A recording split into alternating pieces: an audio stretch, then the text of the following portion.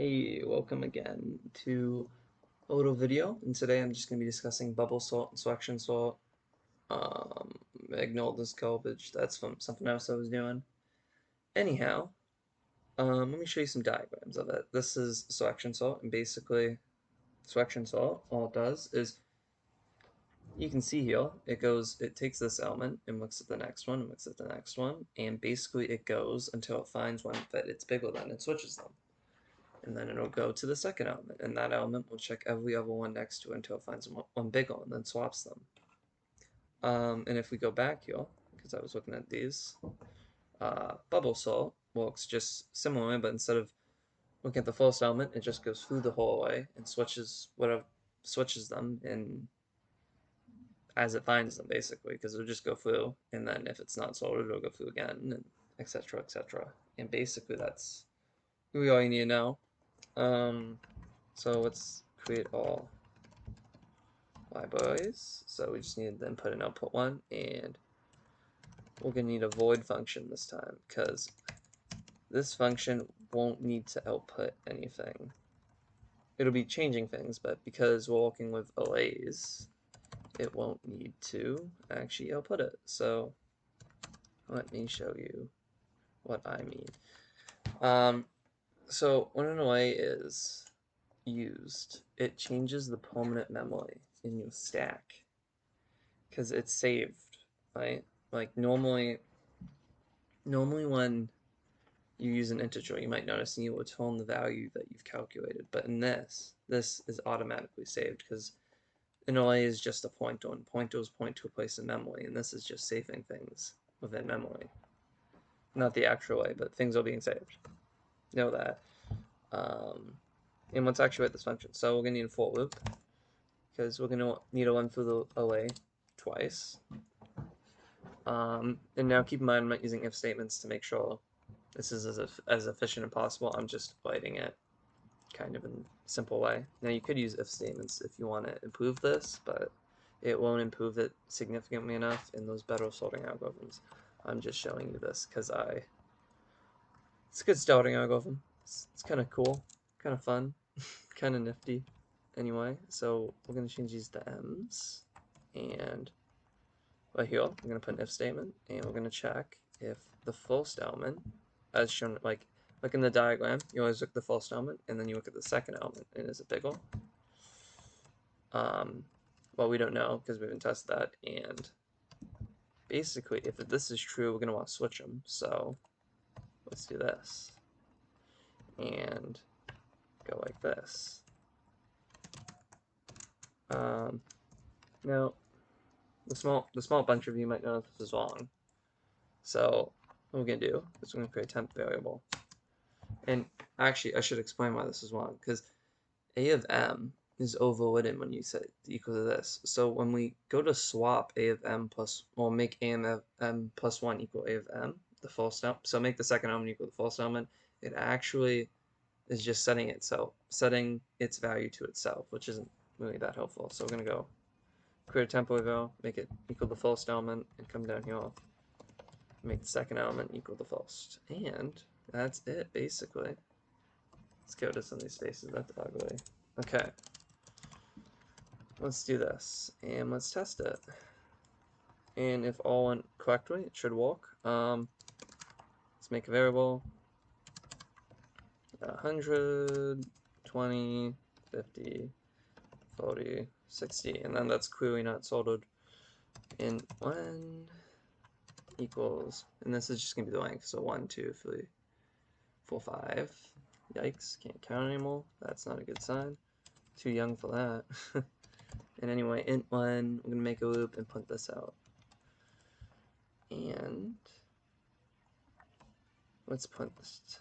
Use a little printf, and because I like to see it every line instead of just on the same line, let's do that, and a of I. Now, just realizing, forgot to put my actual, do this, bubble salt. Let's pass all variables we created and do that. Okay, so let's run this. Huh.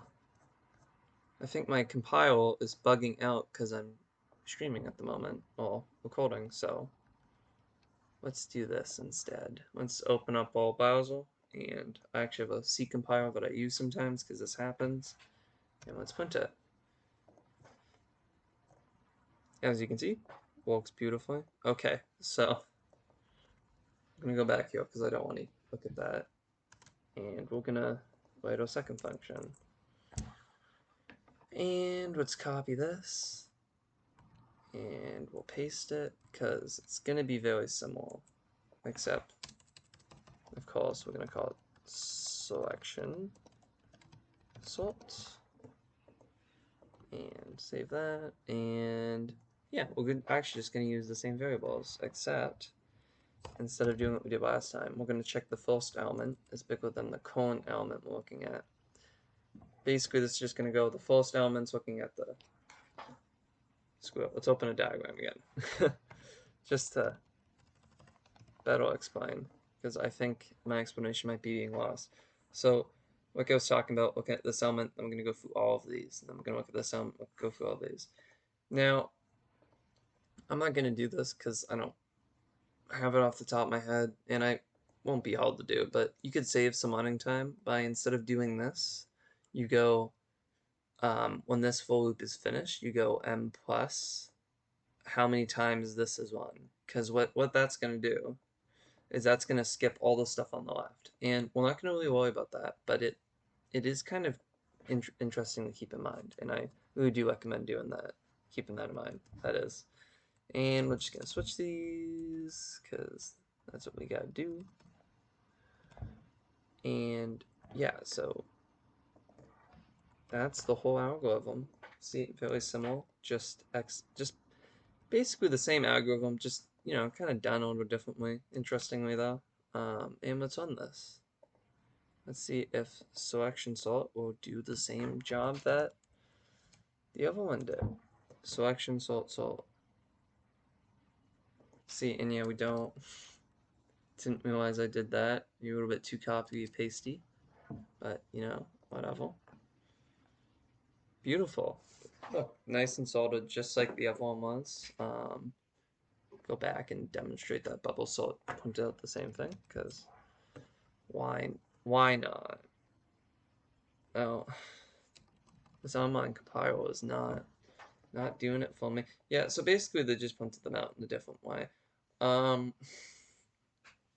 you could make them print out in different ways, like the way you organize it. So like instead of starting at 0 in selection sort, you could start at n and then go down the 0, and basically that will make it just print.